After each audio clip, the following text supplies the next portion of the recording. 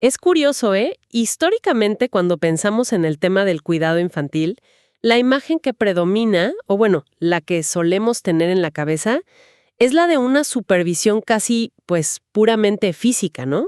Sí, totalmente. Como que se espera que nadie se lastime y ya. Exacto. Que nadie se lastime, que la comida se sirva a su hora, que haya cierto orden en la sala. O sea, es como si el adulto a cargo fuera una especie de guardia de seguridad, pero de un parque de diversiones en miniatura. Es una analogía muy buena. Y fíjate que esa visión asume que mantener a la primera infancia a salvo, digamos, con las rutinas cumplidas es el objetivo central. Y considera cualquier otro elemento del desarrollo como algo secundario o meramente decorativo. Claro, como un extra que si pasa, qué bueno, pero no es prioridad. Pues hoy nuestra misión es desentrañar un conjunto de fuentes muy específicas que de hecho desafían por completo esa visión. Así es. Tenemos el plan de estudios y los módulos de un curso de formación para profesionales de la infancia. Esto incluye, para quienes nos escuchan, material para parvularios, educadoras sombra, psicólogos, y vamos a analizar cómo este material busca transformar de raíz la idea del cuidado. Porque no es un manual de reglas. Exacto, no plantea un manual de reglas de comportamiento. Define esta labor como una verdadera, y cito, artesanía social.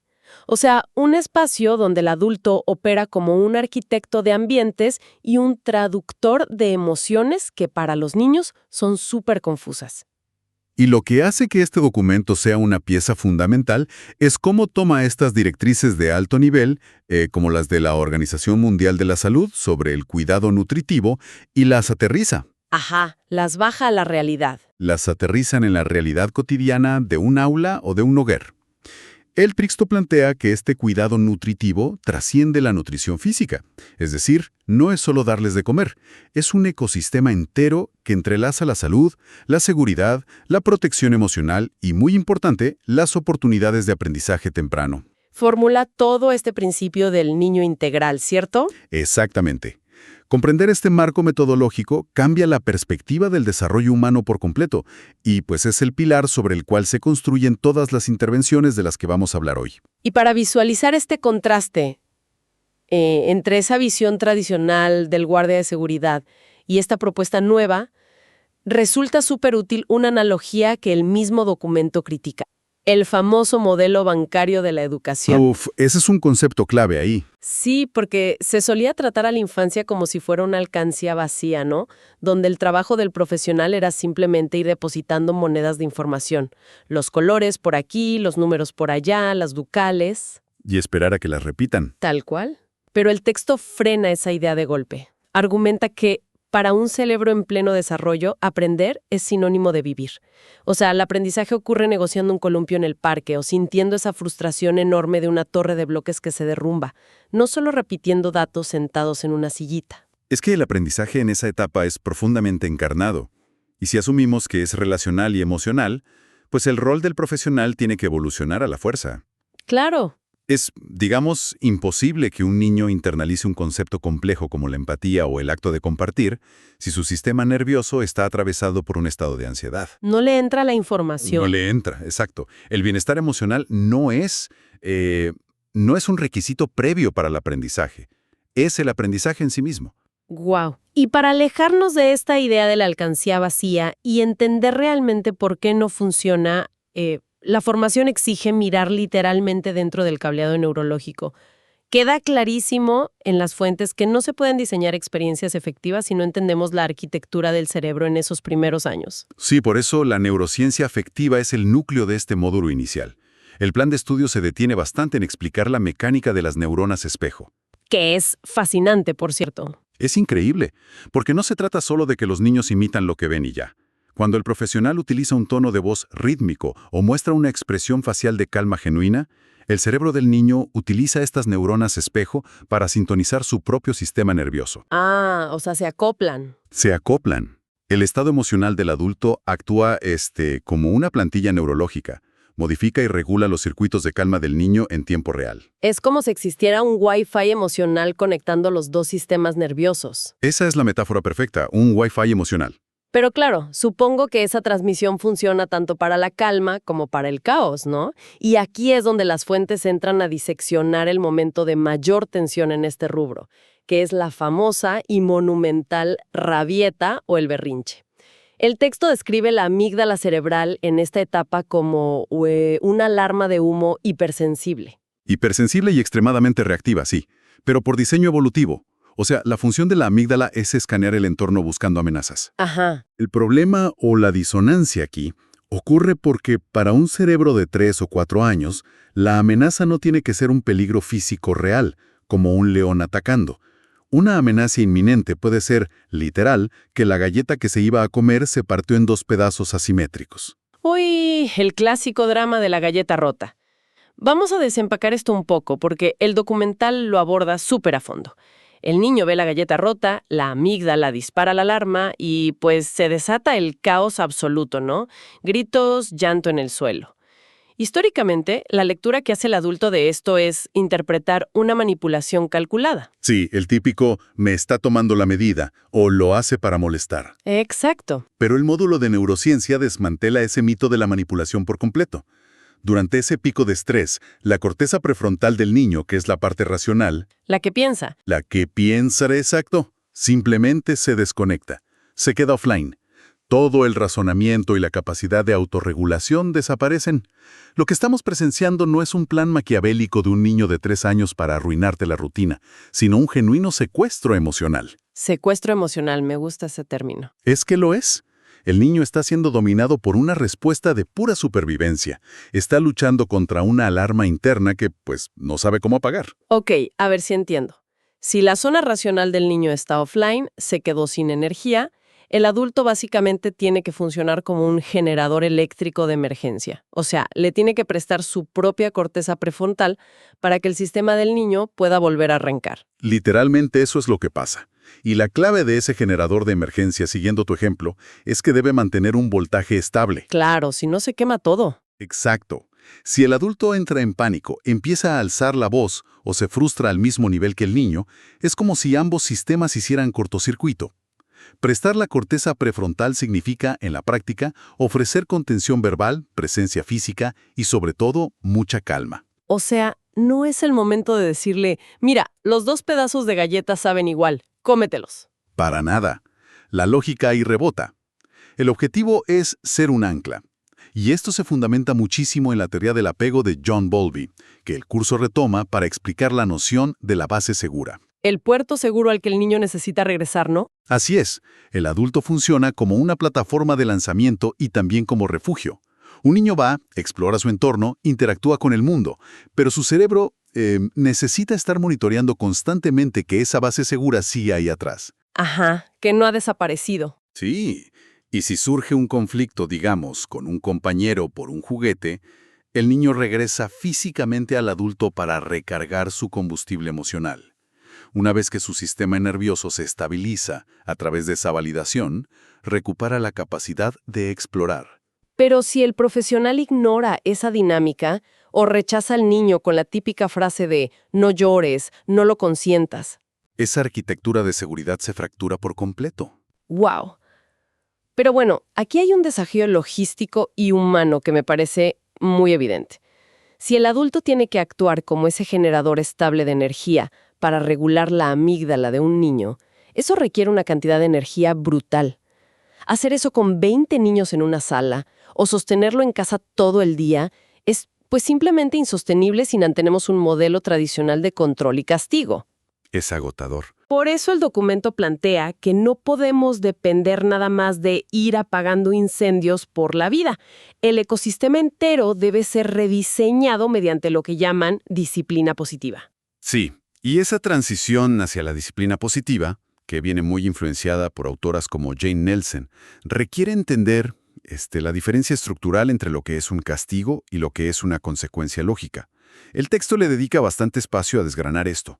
A ver, explícanos esa diferencia. Bueno, el castigo opera desde el miedo, desde la vergüenza y el aislamiento.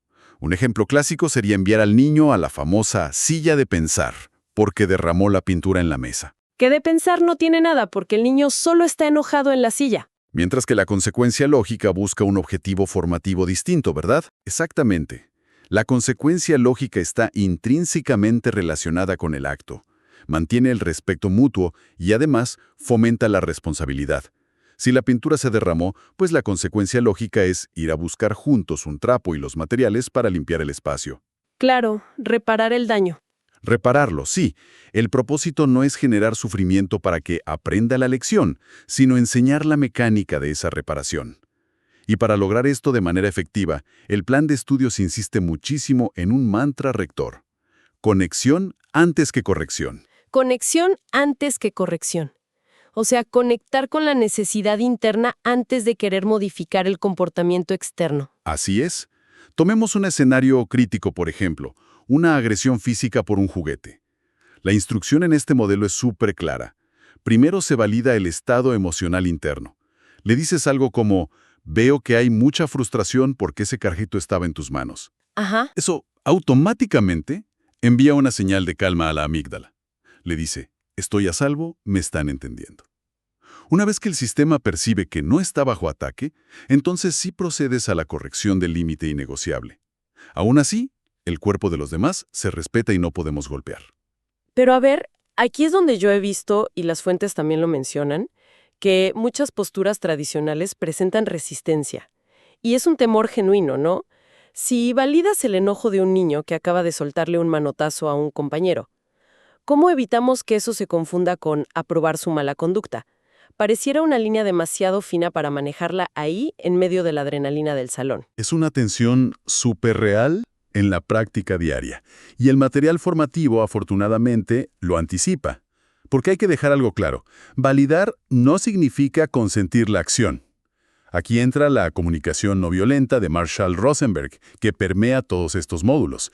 Y la clave es separar tajantemente la emoción universal de la conducta específica. Sentir ira es válido, golpear no lo es. Tal cual. Si el adulto ataca directamente la conducta diciendo, eres un niño malo por pegar, el niño se pone a la defensiva de inmediato. La amígdala se enciende todavía más y el momento de aprendizaje, pues, desaparece. Validar la emoción desactiva ese escudo defensivo y permite que la corrección de la conducta sí sea procesada por una corteza prefrontal receptiva. Ya, queda súper claro el mecanismo. Y veo que esta reestructuración del trato no se limita solo a los momentos de conflicto, no. El curso avanza hacia metodologías más amplias, habla de las pedagogías activas, mencionan a Reggio Emilia, a Montessori, y me llama mucho la atención este concepto del ambiente preparado, postulando al entorno físico casi como un tercer maestro. Es que el entorno como tercer maestro descentraliza todo el poder del adulto. Cuando el espacio está bien diseñado, con materiales a la altura del niño, con una estética ordenada e invitante, se elimina toda la fricción de la dependencia. El niño no tiene que estar pidiendo permiso para cada cosa. Exacto, no tiene que pedir permiso para interactuar con su propio medio. A nivel neurobiológico, esa autonomía constante reduce la frustración del día a día. Hay muchos menos picos de cortisol, porque el niño tiene el control de su propia exploración. El rol del educador entonces muta. Ya no es un dictador de instrucciones, se convierte en un provocador de curiosidad. Y esto, obviamente, obliga a replantear rutinas institucionales que están súper arraigadas. El documento analiza momentos críticos como la hora del almuerzo. En muchos centros, esto opera casi como una línea de ensamblaje de una fábrica. Alimentar rápido, limpiar, avanzar al que sigue. Sí, a contrarreloj. Ajá. La propuesta aquí es transformar ese espacio en un verdadero laboratorio de socialización. El adulto se sienta a nivel de los niños, se promueve la conversación, se modelan dinámicas sociales sin estar mirando el reloj. Y lo mismo pasa con el tiempo de patio, ¿eh? Un conflicto territorial por ver quién usa el columpio deja de ser una interrupción molesta que el adulto va a silenciar con un «ya bájense los dos». Claro. Se convierte en el currículum oculto. Es el escenario ideal para ensayar cosas como la negociación, la espera de turnos y la tolerancia a la frustración, pero con el andamiaje y apoyo del adulto. Y el análisis que hacen de ese tradicional círculo de la mañana me pareció muy revelador. Ya sabes, ese momento donde sientan a todos y los interrogan sobre cómo está el clima o qué día de la semana es. El texto dice que eso suele generar muchísima ansiedad de desempeño en los niños. Totalmente, se vuelve un examen. Sí, sugieren que debe ser un espacio de pertenencia comunitaria, donde se validen las experiencias que traen de su casa y se establezcan, digamos, los acuerdos de convivencia, bajándole 3 rayitas a la presión académica para priorizar el tejido social. Y fíjate que todo esto que mencionas estructura un ecosistema de prevención y de bienestar padrísimo. Pero, y esto es clave, el programa formativo no evade la complejidad de la práctica clínica y escolar real. No todo es color de rosa. Exacto. El módulo avanzado reconoce que, a veces, estas adaptaciones generales no resuelven ciertas dinámicas. Y es ahí cuando es necesario entrar de lleno a la resolución de casos complejos. Aquí es donde se pone muy interesante, porque ese módulo saca la teoría del papel y la pone a prueba con la realidad. Presentan la historia de Emma, una niña de 4 años y medio. Ese caso es emblemático. Sí. La institución escolar la derivó etiquetándola como, cito, desafiante y oposicionista. El reporte indicaba que rechazaba de manera violenta las actividades de mesa, que rompía las guías de trazos, que gritaba que todo eso era aburrido o, como dicen en los documentos originales que vienen de Chile, que era fome. Fome, sí. Una frustración total que el colegio simplemente quería suprimir. Claro, porque el enfoque tradicional ahí demandaba técnicas para someter la conducta, ¿no? Obligarla a que hiciera la guía. Sin embargo, el análisis sistémico que propone este paradigma revela un perfil totalmente distinto. La observación minuciosa mostró que Emma era en realidad una líder nata en el juego libre. Ajá. Organizaba narrativas súper complejas con sus compañeritos y poseía un vocabulario muy superior al promedio de su edad. Lo cual lleva a la pregunta lógica. Si hay tanta capacidad cognitiva, ¿de dónde diablos surge la aversión absoluta a trabajar en el papel? Pues el análisis determinó que Emma detestaba las guías precisamente porque, al tener un nivel de desarrollo cognitivo tan alto, era plenamente consciente de que sus habilidades de motricidad fina todavía no le permitían hacer un trazo perfecto. Se daba cuenta de que no le salía bien. Se daba cuenta. Sentía que sus producciones eran deficientes, que sus dibujos eran feos. Su negativa tan vehemente era un mecanismo puro de autoprotección. Prefería, digamos, asumir el rol de la niña rebelde que desafía el sistema antes que exponerse a la vulnerabilidad de sentirse incompetente frente a los demás. O sea, era una estrategia de supervivencia emocional. Y para desarmar esa defensa, el caso detalla cómo la profesional a cargo diseñó una microexperiencia súper específica para ella. Retiraron temporalmente toda esta presión de las guías estandarizadas y transformaron ese rincón de trabajo en la fábrica de cuentos. Fue una movida genial. Se apalancaron en las fortalezas que ya tenía la niña.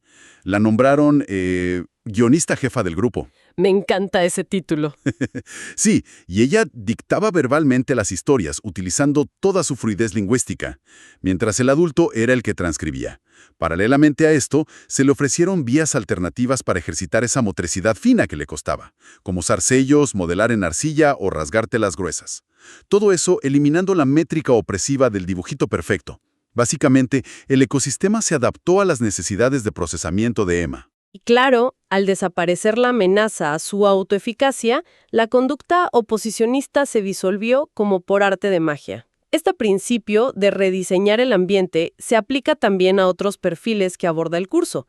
Dedican espacio al caso de Tomás, por ejemplo, un niño de 6 años con diagnóstico de TDAH. Sí, el trastorno por déficit de atención. Exacto. En lugar de insistir en técnicas punitivas para forzarlo a quedarse quieto en su silla, lo cual iba totalmente en contra de sus necesidades neurológicas, el enfoque fue modificar el mobiliario. Le instalaron unas bandas elásticas de alta resistencia en las patas de su silla. Y esa es una intervención brillante desde la perspectiva de la integración sensorial, porque el cerebro de Tomás requería estímulo propioceptivo constante para poder mantener la atención en su tarea. Al permitirle empujar los pies contra esa banda elástica, podía liberar la necesidad de movimiento de una forma súper discreta, y así lograba que su corteza prefrontal se concentrara en la actividad cognitiva, sin tener que estar luchando contra su propio cuerpo. ¡Wow! También documentan el proceso de Ana, una bebé que estaba atravesando por una adaptación muy, muy dolorosa a la sala cuna, a la guardería. El texto rechaza tajantemente en la práctica antigua de dejarla llorar hasta que se resigne. Uf, Sí, qué bueno que mencionas eso. La intervención ahí se centró en crear un puente sensorial continuo. Utilizaron una prenda con el olor de su figura de apego principal, su mamá o su papá, como un objeto transicional. Básicamente rediseñaron el entorno olfativo y táctil para que ese nuevo espacio no se sintiera como una ruptura total, sino como una extensión progresiva de esa base segura de la que hablábamos. Totalmente. Y está también el caso de Martín, ¿te acuerdas? Él experimentaba unos niveles inmanejables de frustración en sus sesiones de estimulación temprana. La evaluación tradicional hubiera dicho rápidamente que el niño simplemente carece de tolerancia. Que es un berrinchudo. Exacto. Pero el análisis holístico determinó que la carga sensorial del ambiente, o sea, el tipo de iluminación fluorescente blanca y el ruido constante de fondo, estaban saturando por completo su sistema nervioso. Lo dejaban sin recursos cognitivos para enfrentar los retos motores que le pedían. ¿Y qué hicieron? Al atenuar la iluminación y reducir el ruido ambiental un poco, la conducta de frustración disminuyó significativamente. Era el entorno, no el niño. El hilo conductor en todos estos escenarios es rotundo. La prioridad siempre es modificar la demanda del entorno antes de patologizar o castigar las reacciones de las infancias. Y esto incluye, de manera crucial, la gestión con las familias. En el caso de Emma, la guionista jefa, el manual enfatiza muchísimo cómo comunicar la situación a los padres. Es un paso delicadísimo. Sí, la directriz es evitar a toda costa transferirles la etiqueta de niña problema, porque eso solo generaría muchísima angustia y probablemente acciones punitivas en la casa. La comunicación se estructura desde las fortalezas. Se les informa sobre su increíble capacidad de liderazgo, su lenguaje, y se les explica que el centro está ajustando las herramientas para que esa brillantez encuentre su mejor cauce. Porque, es un enfoque de empoderamiento sistémico. Al validar estas capacidades reales del niño frente a sus propios padres, se fomenta una verdadera alianza terapéutica. En lugar de tener una relación basada, digamos, en la culpa, en el déficit y en el qué estamos haciendo mal. Ahora bien, y esta pregunta es clave para mí, el plan de estudios también aborda los límites éticos y profesionales de esta metodología. Porque, a pesar de aplicar una observación minuciosa, de adaptar el ambiente como tercer maestro, de trabajar con las familias, sabemos que existen escenarios donde el sufrimiento o la desregulación del niño simplemente persisten. ¿Qué dicen las fuentes sobre este límite ético? Si esto falla, ¿cuándo debe un profesional admitir que el problema excede su capacidad? Es una excelente pregunta, y los límites éticos son fundamentales en cualquier disciplina de cuidado. El texto delimita súper claro que el educador o el profesional en la sala no reemplaza jamás a un equipo clínico. Si tras un periodo de intervenciones ambientales consistentes, el niño mantiene conductas, por ejemplo, de aislamiento severo, Ajá. o niveles de ansiedad que le impiden por completo participar en el juego libre, o si ese oposicionamiento y la angustia se generalizan a todos, absolutamente todos los entornos de su vida, ahí se activan los protocolos de derivación. Y el manual menciona indicadores objetivos muy específicos para alertar sobre esto, ¿no? Así es, te da señales de alerta muy claras, alteraciones drásticas y prolongadas en los patrones de sueño, regresiones significativas en el control de esfínteres que ya había adquirido, o cambios abruptos en el comportamiento alimentario. Ante estos indicadores clínicos, la responsabilidad ética del profesional es documentar muy bien sus observaciones funcionales y orientar a la familia hacia una interconsulta médica. A derivarlos con los expertos en la salud. Exacto, ya sea con psicología clínica, infantojuvenil, neurología, terapia ocupacional. El objetivo, y esto es vital, no es expulsar al niño del entorno educativo porque no encaja, sino integrar especialistas al equipo para complementar el apoyo. Claro, hacer una red. Esto requiere una comprensión muy profunda del propio rol del educador. Reconocer que si bien la influencia del entorno y de su trato es inmensa, no son las únicas variables que están operando en la neurobiología y en la vida de ese niño. Totalmente. Yo creo que la síntesis de todo este material formativo que analizamos hoy apunta a la creación de un perfil profesional muy específico, el de un agente de cambio consciente. Me gusta eso. Sí, abandona por fin la dependencia de esos manuales estandarizados de control de conducta que hablábamos al principio, y exige a cambio una observación analítica, informada por la neurociencia y profundamente anclada en la empatía. El documento concluye, de hecho, argumentando que proporcionar un entorno de cuidado nutritivo y respetuoso, adaptado a las necesidades reales del desarrollo, constituye la base más sólida para la justicia social desde la primera infancia. ¡Wow! Es una estructura metodológica que realmente te invita a replantear muchísimas certezas que dábamos por sentadas. El nivel de detalle sobre cómo el entorno y las relaciones esculpen literalmente el desarrollo humano es profundamente revelador. Creo que nos queda muchísimo material para seguir analizando sobre la forma en que estructuramos nuestros espacios educativos. Definitivamente. Y para quienes nos escuchan y nos han acompañado en esta inmersión profunda, hay una reflexión que surge de manera súper natural al estudiar conceptos como el de las pedagogías activas o este diseño de Reggio Emilia que vimos. A ver, Si la ciencia nos demuestra que el ambiente preparado, o sea, un entorno físico que ofrece orden, belleza, acceso autónomo a los recursos y un respeto total por los ritmos individuales, si sabemos que eso es un requerimiento neurobiológico básico para que un cerebro logre regular su ansiedad y despliegue toda su curiosidad y potencial, cabe preguntarnos sobre nuestros propios entornos como adultos. qué gran punto. ¿Qué nos están enseñando implícitamente los espacios rígidos, grises, con esa iluminación artificial constante y la inflexibilidad de las oficinas modernas sobre nuestra propia salud mental? ¿Es posible que la necesidad neurológica de un ambiente preparado y de una base segura sea algo que biológicamente jamás dejamos de requerir por más que crezcamos? Dejamos esa idea flotando en el aire para que la reflexionen. Muchísimas gracias por acompañarnos en este análisis. Hasta nuestra próxima inmersión.